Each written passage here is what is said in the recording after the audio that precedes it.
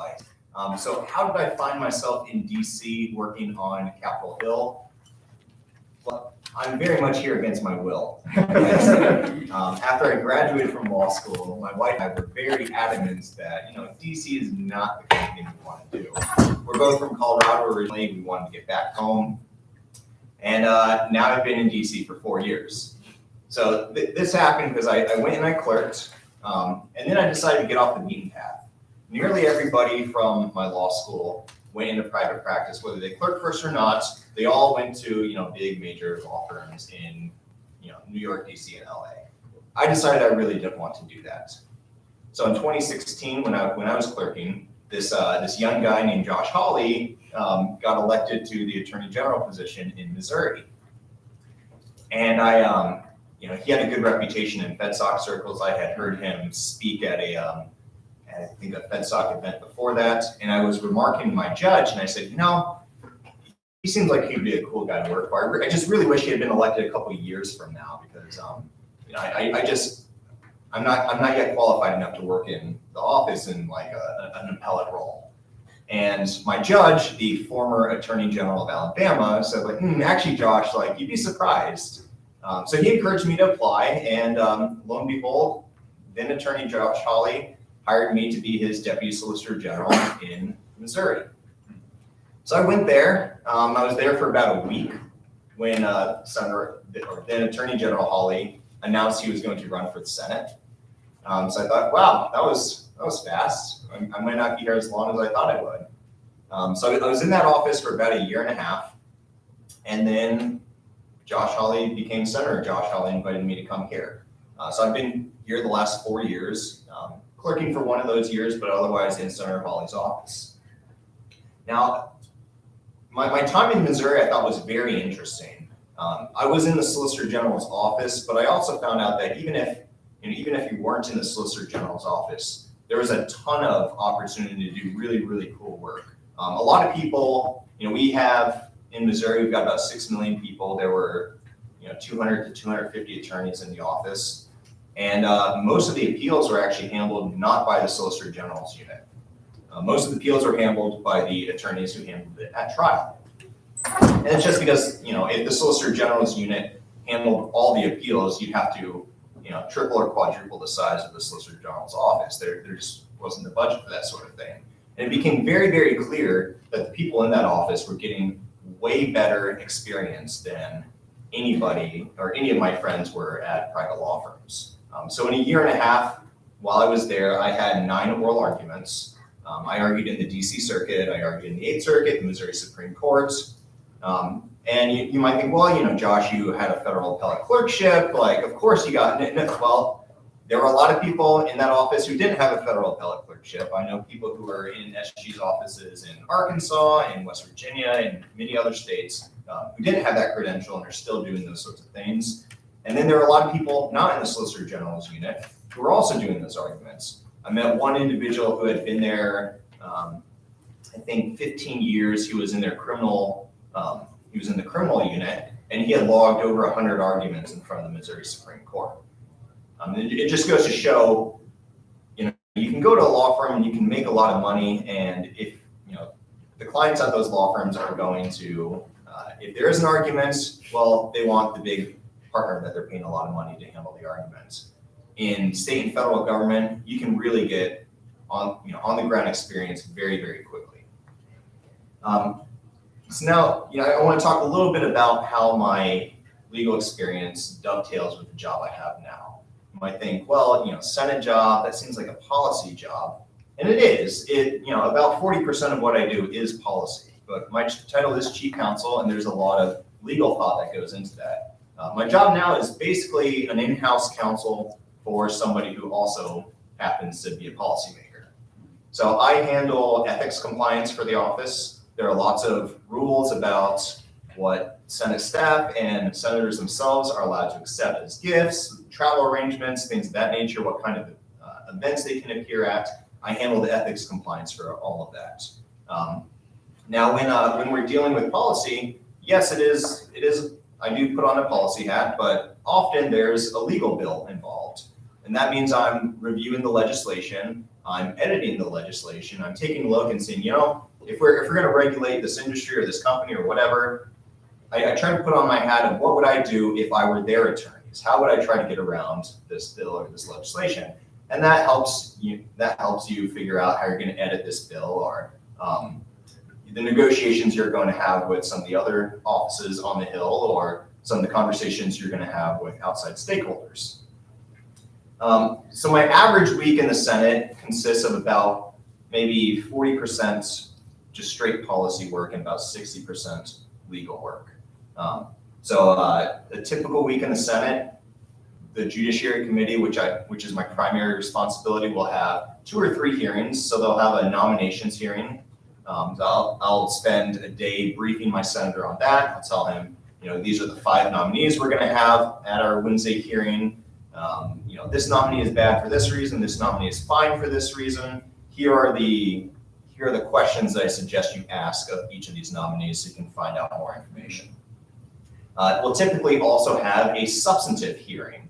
So maybe there's a bill, maybe we've got the director of the FBI in front of us, and we're going to ask the director questions about how he has been, raiding the former president's house, or whatever other issues might be arising at that time. So when that sort of situation arises, I write a memo to my boss briefing him on all the facts that have happened, give some legal analysis too. Here are the FBI's authorities. Here's where the FBI is arguably where the FBI arguably is outside their authority, where they are within their authority. Plus, here are the questions I suggest you ask.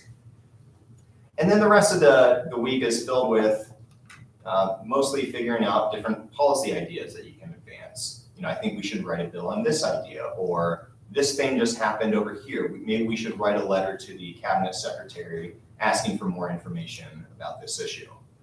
So there's a new, different issue every single day in the Senate, and having legal experience really gives you an ability to look at those policy issues through a legal lens in a way that non-attorneys just don't have the cognizance to do. So to give a couple pieces of advice, I recommend getting off the beaten path quite quickly. It's a little uncomfortable to do sometimes. You get into law school and there's sort of a beaten path. You try to get good grades, you try to get on journal, you try to interview, through OCI at different law firms. And there's a lot to recommend to that. A lot of people have been quite successful being on the beaten path. But if I had been on the beaten path, I would be a 6th-year associate at a DC law firm, making a whole bunch of money, but not really enjoying my life very much. And I have enjoyed every job I've had in the time I've graduated, and I've enjoyed them immensely. So that would be my first piece of advice. Second piece of advice is don't be afraid to go to a smaller pond. Lots of people want to be in Texas, lots of people want to be in California. I went to Missouri, which is a state I had driven through before, but otherwise had basically no connection to. And now, I'm chief counsel to the person who is soon to be the senior senator from Missouri. So, if you go to these smaller states, sometimes there's just a bit less competition, and you can actually have much more of an effect than you could have in a larger state or in the DC area. And then third, and this advice is specifically to the Hill, if you want to work in Congress on Capitol Hill, opening the door the first time is always really, really hard. But after you open that door the first time, it becomes much, much, much easier. Most House members, most senators really want somebody who has Hill experience. And if you don't have that, it's just hard to get there. So if you intern during law school, during the summer or something, just to get your foot in the door the first time, it becomes substantially easier afterward to hop around and find a job. So I'll go ahead and turn it over.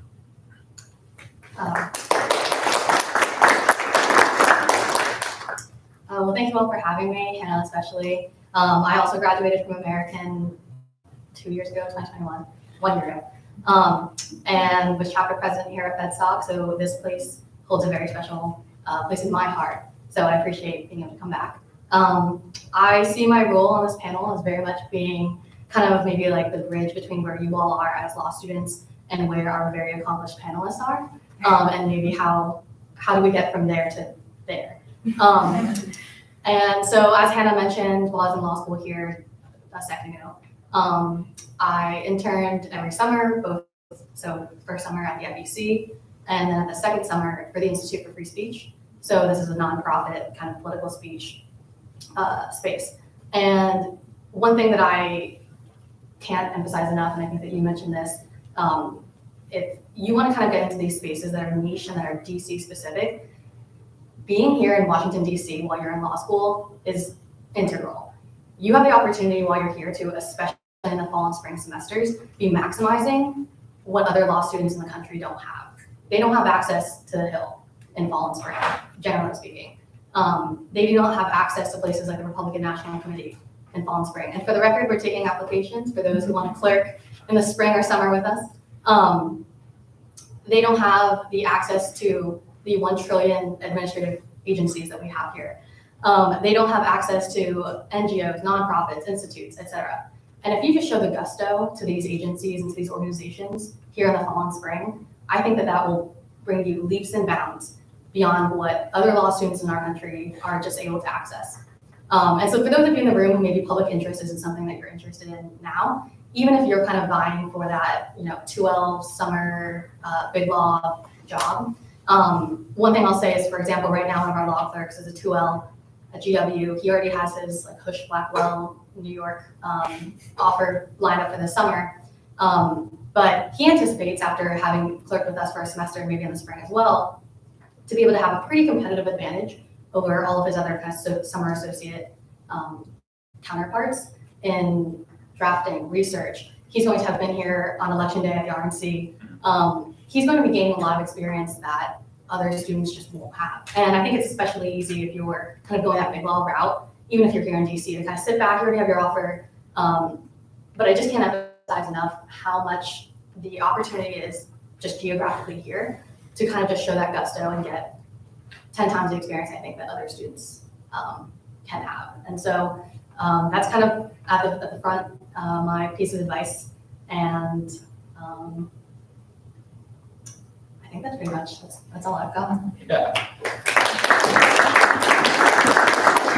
I can echo a lot of what you just said. I think being here in Washington as a law student, it's certainly the path that I took. I think I knew pretty early on that I wanted to avoid going to a law firm right out of the bat. That sounded absolutely miserable to me. And based on sort of seeing where I am right now and seeing where close friends and colleagues are that decided to go that route, I'm pretty confident I made the right decision.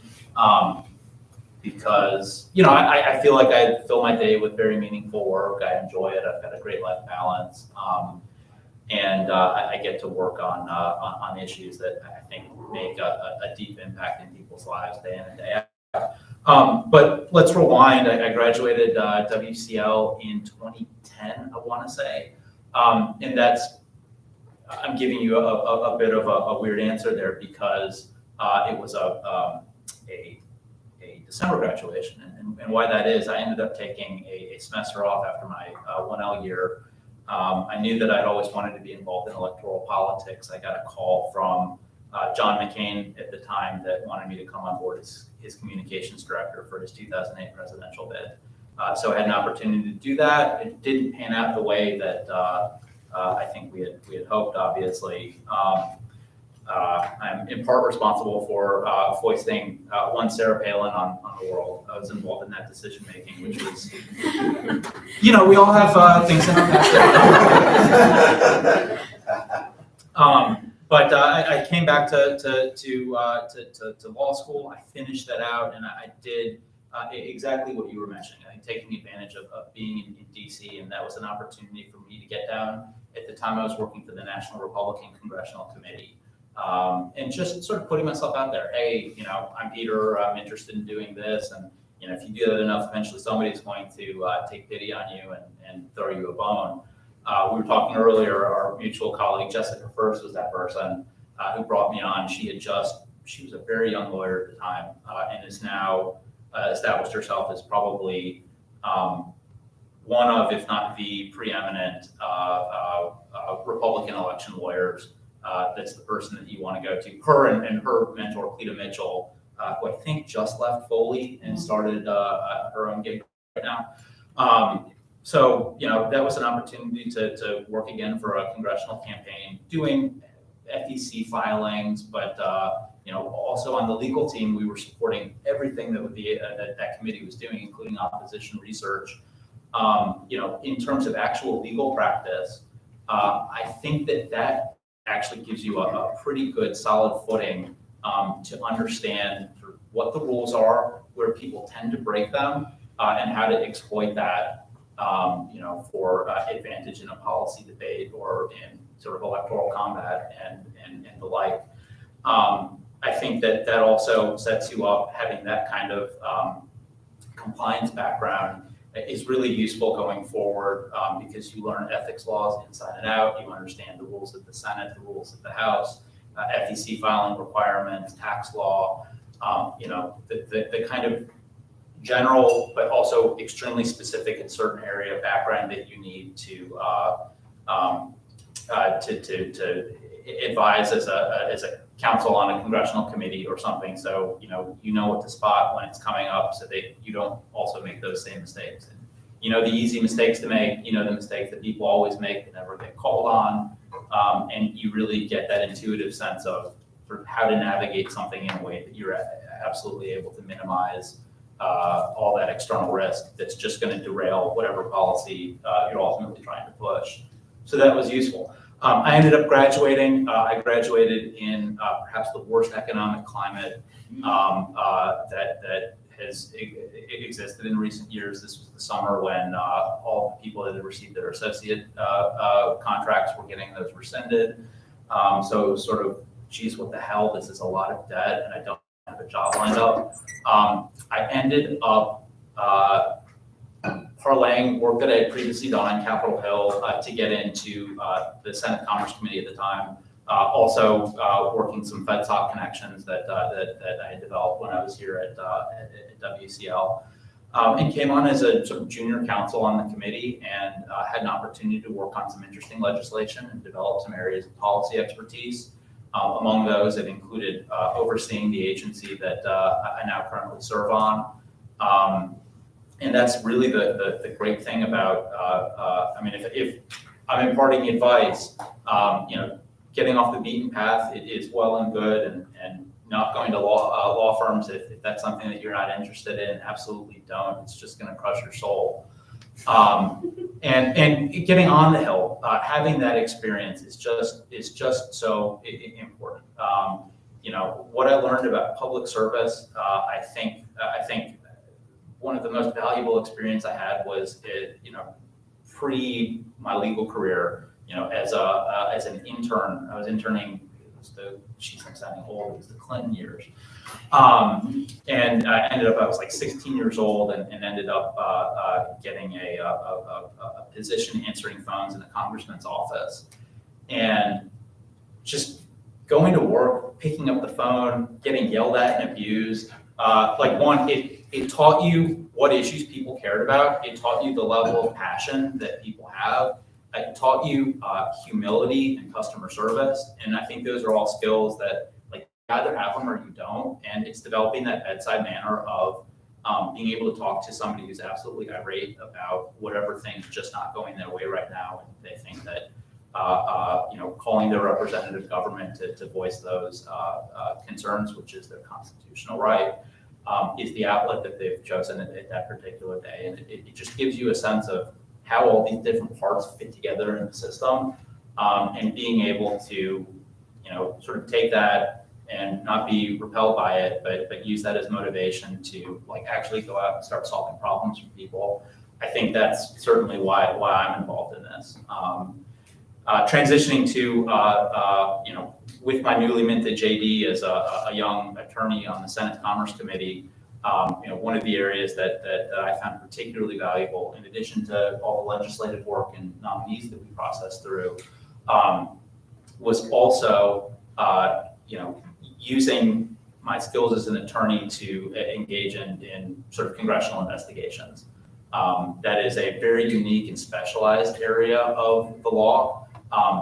It's really cool because like there's almost no way to quash a congressional subpoena. So if there's something that Congress wants to find out, you've got a really big stick to be able to make that happen. Be it subpoenaing people for testimony, seeing whatever documents you want. You need to exercise some restraint, and obviously you're bound as a member of the bar by ethics rules by what you're able to do with that.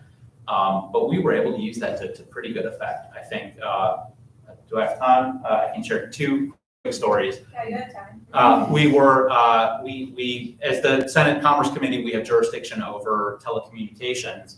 One of the issues that still hasn't been solved was people's phones just blowing up with robocalls left and right. And we were working with somebody at TripAdvisor. And why TripAdvisor? They're a travel company. Somebody was making a robocall saying, "Hey, this is TripAdvisor. You want a free cruise." This person was moonlighting to figure out, "Hey, we've got a pretty good idea that it's this person." That ended up resulting in what I believe today is still the largest fine that the FCC has ever levied against an individual. We then used that as an opportunity to let's put a face to this sort of public scourge. And it was a gentleman, I believe he was originally from Argentina, but was living in Miami at the time. And, just making a ton of money off of this illegal robocall scheme that he was working. And all of his friends at the country club, all of his friends in his gated community probably thought he was just sort of an honest businessman, but he's out there doing this. So we decided to serve a subpoena to get him to testify because we wanted to put a face to the issue that was going on at the time. Got to use the U.S. Marshals, and when we explained that, hey, this is somebody that runs a fairly large robocall syndicate, they got really excited about it and decided that the word that the agent used when we were speaking with her was, "We're going to roll heavy." Which involved a boat coming up the canal behind his house, 2 cars with lights on, and it was just like, let's embarrass the hell out of this guy to get him to accept the subpoena. Practitioner's point here, we had been talking with his attorney beforehand and said, "Would you accept service of this subpoena on behalf of your client?" And he said, "No, absolutely not." We got the sense that this attorney was kind of like a Better Call Saul type of character working out of a strip mall. He kind of had that vibe to it. If you're ever representing somebody in that situation, always accept service because they will exercise service one way or the other, and you can do it the easy way or you can do it the hard way. And got him up, had him testifying, and I know that there was probably a good deal of public catharsis. Seeing that testimony and actually being able to put a face to the issue, and not much to that story other than it was fun. This was less fun, but perhaps more satisfying. The Senate Commerce Committee also had jurisdiction over sports, and it's written just that broadly. It's sports. Historically, that's been used to investigate. The Black Sox World Series fixing scandal, way back 100 years ago, to investigating, performance-enhancing drugs in Major League Baseball, to doping in Olympic competition. And I've worked on a number of Olympic issues, and I was at a U.S. Olympic Committee happy hour, cocktail hour, and I was on a roof, and I was talking with, I don't know if you guys are familiar with Nadia Comaneci, but she was a Romanian turned American gymnast, multiple gold medal winner. And I explained who I was, what I did, and she said, "Oh, Olympics, have you been investigating what's going on in USA Gymnastics?" And I said, "Sure haven't. I don't know anything about it." And she said, "You should look into that." And we did, and uncovered a fairly disturbing, just series of, issues surrounding sexual abuse of gymnasts. And, it became pretty clear after digging a little bit that this is something that had been going on for quite some time. Lots of people knew about it. There was a lot of financial interest in keeping all of this just quiet, you know, going into confidentiality agreements with people just to shut them up. And that was something that, again, we had this absolutely huge stick to be able to dive in and figure out what was going on. Ended up passing legislation, ended up, and I said it was disturbing. It was also rewarding because we got to deal with, you know, these young gymnasts that had been through hell. They were able to find a good deal of courage to come forward and explain what it was that would happen and turn sort of a nightmare into a you know, reason to get up and try to make something happen. We ended up passing the Preventing Sexual Abuse in Athletics bill almost right before I left the Senate, and that was it's nice to you know, have an opportunity to work with really courageous people and you know, ultimately, you know, have something positive come out of that. So and then slot opened up on the CPSC. I got nominated to it, and I've been there for the past 4 years. So thank you. Hey guys, okay, so I'm going to talk a little fast because we do want to get to Q&A. A couple of things. So my own personal experience in public service is relatively limited. I was a law clerk for 2 federal judges, and I did have a job, a seasonal job at the IRS back in the 80s. But unlike Josh, I actually grew up in Washington. My father was a career civil servant, and most of the people that I interacted with were either kids of political appointees or career civil servants. So all things federal government were just, DC it's a one-horse town. It's changed a little bit, but at the time, government was just in the air. So there's a lot I know just through these informal contacts. Thinking about your sort of career paths and your choices, just one general point, I'm hearing some interest in like legislative or policy work. I think the general advice is if you think you want to be there, but you also think you want to use your law license, probably like Josh, start with some job in which you're applying law to fact before you're doing straight up policy work, because it's much easier, as Josh has shown, to go from legal practice into policy than it is the other way. It's not impossible. I've seen it happen, and certainly in some fields like in environmental law or where the policy work requires deep knowledge of the law. That would be another thing about thinking about this is what's the value add that you're planning to offer the world, and you can kind of break it down into either being a process expert or a subject matter expert. So the various kinds of process experts. I consider a litigator to basically be a procedural expert, right? It's the process by which we resolve disputes. And lots of litigators are like, give me a case, I'll learn the law, I'll figure it out, but I know how to tell a story and I know how to frame a case and put it together. And when it comes to legislative policy, knowing how the Hill works is a skill. Like that's a highly valued skill. It's a skill on the Hill. It's also a skill in the federal agency. So legislative affairs, if you get a legislative affairs position in one agency, that's a transferable skill because it's really understanding the interbranch communication process and how you frame and how you respond. So those are just, one thing is, or alternatively, I really want to know banking law in and out, right? And I want to know whether it's in an agency or in a private law firm or in-house counsel. I'm going to be the go-to person to answer this, So now you don't have to choose strictly between those two, but it's good to think in terms of where do I gravitate? Where does my interest gravitate, my skill set?